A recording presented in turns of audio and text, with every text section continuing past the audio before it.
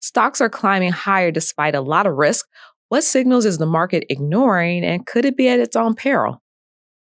Yeah, so that's one of those questions that it's so difficult to know without the benefit of hindsight. As always with the market, it is impossible to say what's going to be the most important thing ahead of time. But you're right, there are certainly some risks to the outlook right now. One of the things that investors have been really worried about this year, all year, actually is high valuations. So when stocks are fairly valued or highly valued, as is the case with many of those big tech stocks right now, there is a lot less wiggle room for them to recover from unexpected shocks, either to the corporate outlook or to the economy as a whole or on the policy side. The counter argument to people who are worried about those high valuations is that the highest flying tech stocks are putting up strong results that kind of justify the premium on their stock prices.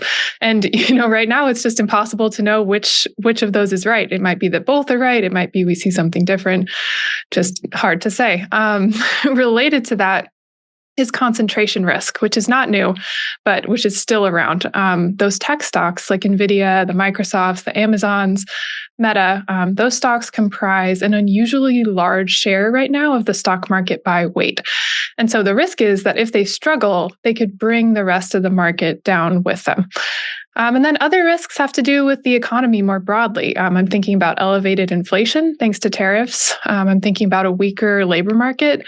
And both of those things could mean kind of slower growth down the line, which would be a risk for stocks.